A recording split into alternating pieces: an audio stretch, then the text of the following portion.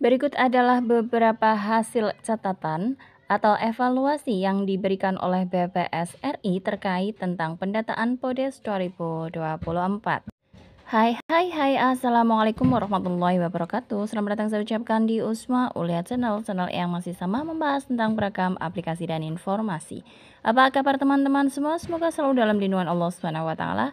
Amin amin ya robbal alamin. Baik, sebelumnya terima kasih disampaikan bagi teman-teman yang telah mengklik video ini, dan pastikan untuk teman-teman simak video ini sampai selesai, jangan di skip agar tidak gagal paham. Juga pastinya tidak ada informasi yang terlewatkan. Baik, langsung saja masuk ke pembahasannya. Akan saya sampaikan pada pembahasan kali ini yaitu catatan yang dapat disampaikan atau yang telah disampaikan oleh BPS RI. Jadi saya sifatnya ini meneruskan saja ya atas evaluasi dari BPS RI terkait pendataan PODES 2024. Di sini saya menerima terutama dari grup WhatsApp untuk BPS di kabupaten saya, ada beberapa catatan yang telah ditemukan kemudian dijadikan bahan evaluasi untuk petugas pendataan PODES 2024 untuk tingkat desa ya. Langsung saja, yang pertama, ditemukan cukup banyak penamaan direktori yang tidak sesuai dengan pedoman yang telah disampaikan. Oleh karena itu, PML wajib mengingatkan PCL terkait tata cara penamaan direktori. Jadi bagi teman-teman PML, apabila ada penamaan yang dituliskan oleh PCL tidak sesuai dengan direktori yang diinginkan, maka di-reject saja, kemudian disampaikan kepada PCL bahwa penamaan tersebut kurang tepat dan memberikan informasi untuk penamaan yang tepat itu yang bagaimana. Atau teman-teman PCL juga bisa membuka kembali buku pedoman e-book ya, e-book untuk buku pedoman pendataan PODES 2024 agar pada saat menamakan atau memberikan penamaan direktori tidak salah. Catatan yang kedua oleh BPS RI, pemeriksaan validasi data adalah tahapan penting untuk menjaga kualitas data.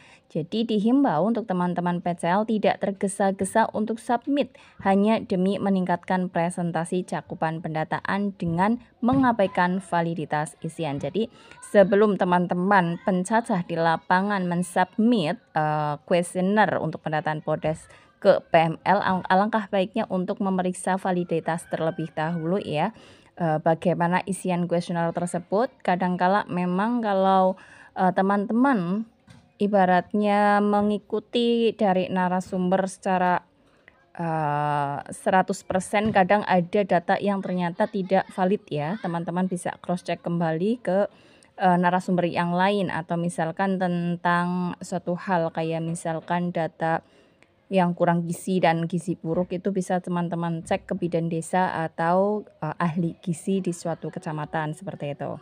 Catatan yang ketiga dari BPS RI, untuk infrastruktur kelompok pertokoan yang dicatat adalah satu kelompok pertokoan pada satu lokasi tertentu, bukan mencatat satu persatu toko yang ada di kelompok pertokoan tersebut. Misalkan ada kelompok pertokoan di Jalan Elok nomor 3. Kelompok pertokoan tersebut terdiri dari 10 toko, yaitu toko Munir, toko Pancing, toko Bu Asih, toko ABC, toko Kita, toko Oke, dan lain sebagainya.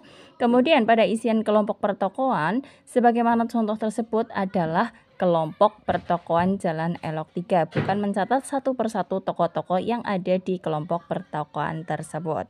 Barangkali teman-teman masih ada yang keliru untuk menuliskan direktori ini ya, untuk infrastruktur toko pertokoan. Jadi yang dimaksud adalah kelompok pertokoannya. Misal dalam satu deretan ada kelompok pertokoan yang terdiri dari 10 toko, maka yang ditulis adalah kelompok pertokoan tersebut itu misalkan ada itu kelompok pertokoan milik desa adalah kelompok pertokoan RW 1 misalkan seperti itu bisa diisikan, tapi bukan nama-nama dari nama satu persatu tokonya. Evaluasi atau catatan keempat dari BPS RI yaitu untuk jenis infrastruktur yang sama dan di desa tersebut terdapat lebih dari satu, maka penamaannya wajib dibuat selengkap mungkin. Misalkan di suatu desa terdapat 3 Indomaret, maka penamaannya tidak boleh hanya Indomaret, tetapi sesuai pedoman. Contohnya yaitu Indomaret Otista 1, Indomaret Otista 2, Indomaret Otista 3, seperti itu. Penulisan nama infra yang lengkap tersebut juga digunakan sebagai pembeda antara infrastruktur atau Indomaret yang satu dengan infrastruktur atau Indomaret yang lain. Apabila ternyata teman-teman dalam melakukan atau mengisikan atau memberikan nama untuk jenis infrastruktur yang sama di suatu desa masih seperti yang saya sampaikan ya, masih nama yang sama belum ada pembedanya, bisa minta tolong ke PML untuk mericeknya, kemudian silahkan diperbaiki agar sesuai dengan ketentuan yang diinginkan sesuai dengan buku pedoman.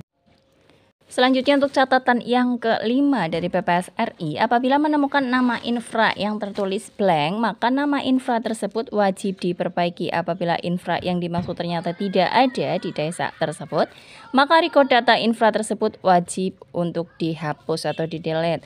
Misalkan katakanlah sebelumnya ada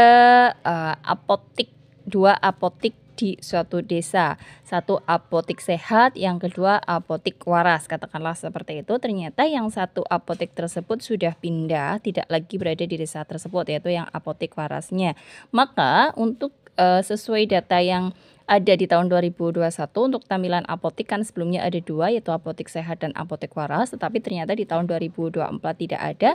Maka ya apotik waras dalam infrastruktur tersebut teman-teman wajib hapus atau diklik saja tanda silang, kemudian ada konfirmasi hapus, maka infrastruktur tersebut dapat dihapus. Kemudian jangan lupa untuk dituliskan di remark bahwa apotek tersebut atau apotek waras tersebut sudah pindah, dan jika lebih lepatnya lagi sudah pindah kemana di tahun berapa, seperti itu.